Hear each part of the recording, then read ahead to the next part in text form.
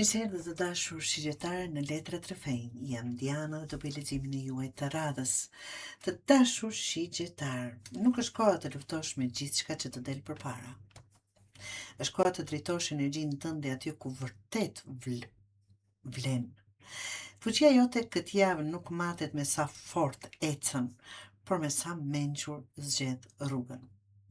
Ky është një lexim në fakt që flet shumë për pjekuri. Shigjetar, zakonisht je shenja që hidhet pa u menduar shumë, provon, rrezikon dhe ecën përpara. Por këtë javë letrat të thonë diçka ndryshe. Ndalo pak. Shiko më larg dhe mos harxho energji kot. Do të kesh mundësi të mira, por edhe njerëz apo situata që të përpiqen të të tërheqin në debate, gara apo lodhje të panevojshme. Ja ku kemi shigjetarin këtu, në fakt që po gjuan në shigjet drejt tek ju të dashur. Kjo është letra luftëtarit, forca e guximi. Java fillon me shumë energji. Do të ndihesh më i vendosur, më i fortë dhe më dëshirë për të marrë kontrollin e situatave. Por kjo letër nuk flet për agresivitet. Flet për guximin, për të bërë atë që duhet edhe kur nuk është e lehtë. Mund të vi momenti të vendosësh kufi me dikë që të merr energjinë. Mund të jetë një shef që vazhdimisht të ngarkon më shumë se të tjerët, një mik që kujtohet vetëm kur ka nevojë, apo një familjar që përzihet në vendimet e tua. Një partner që pret gjithmonë kompromis vetëm nga ti. Kjo letër të kujton se nuk je detyruar të fitosh çdo debat. Ndonjëherë fiton ai që di të largohet nga konflikti.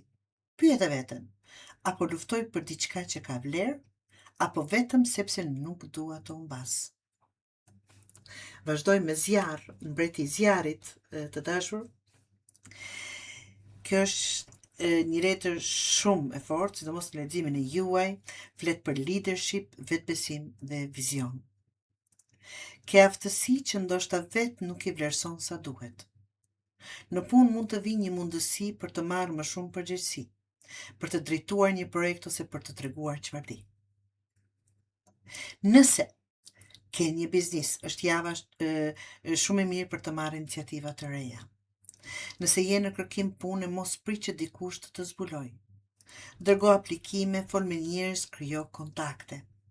Në jetën personale, kjo letër të kërkon të mos fshihesh pas pasigurive.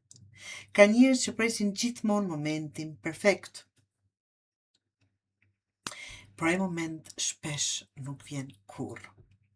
Nëse ke një ide, filloje, shigjetar. Nëse ke një ëndër, afrohu një hap më shumë. Mos prit të ndihesh 100% gati.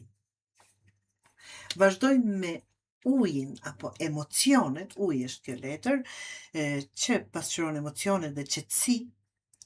Pas gjithë këtij zjarri, kjo letër sjell ekuilibër, sepse nuk mjafton të jesh i fortë, duhet të dish edhe të ndjesh. Kjo javë mund të sjellë një bisedë që prek zemrën, një pajtim, një sqarim, një person që hapet më shumë se zakonisht. Por kjo letër të kërkon edhe ty të dëgjosh, jo vetëm të flasësh. Ndonjëherë shigjetari jep këshilla shumë shpejt.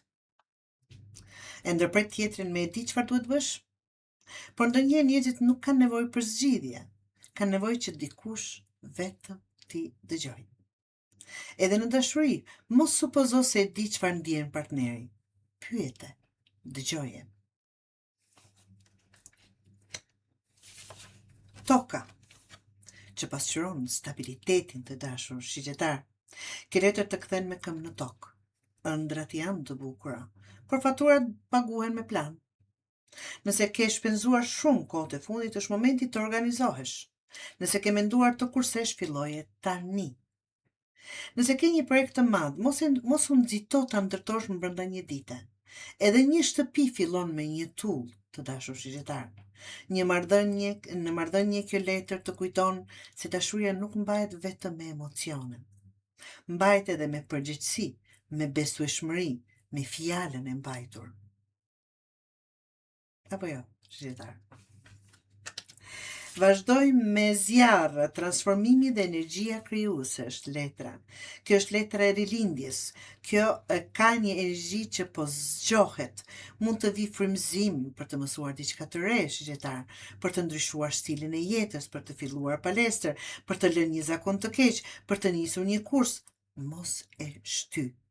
Shumë njerëz presin të hënën, pastaj muajin tjetër, pastaj vitin tjetër. Ndryshimet e mëdha fillojnë gjithmonë me një vendim të vogël. Mos e nënvlerëson një hap të vogël. Absolutisht, sepse ai hap i vogël mund të bëhet shumë i madh. Vazhdojmë me letrën që është mençuria. Leximi mbyllet me letrën më të qetë, por ndoshta më të rëndësishme. Mençuria nuk është të dish gjithçka. Është të dish kur duhet të flasësh dhe kur duhet të heshtësh. Kur duhet të vazhdosh dhe kur duhet të ndalosh. Kur duhet të luftosh dhe kur duhet të largohesh. Këtë javë do të kuptosh shumë gjëra, vetëm duke vëzhguar. Mund të dallosh kush është sinqerisht pranë teje, kush është i sinqert me ty, kush të kërkon vetëm nga interesi, kush premton shumë dhe bën pak. Mos nxirr përfundime të nxituara. Vëzhgo. Koha do të tregojë të vërtetën, pa pasur nevojë të pyesësh askënd. Shigjetar, kjo javë të kujton se fuqia nuk është vetëm të ecësh me shpejtësi, por të dish në cilin drejtim po ecën. Mos harxho energjinë duke u përpjekur të bindësh njerëzit që nuk duan të kuptojnë.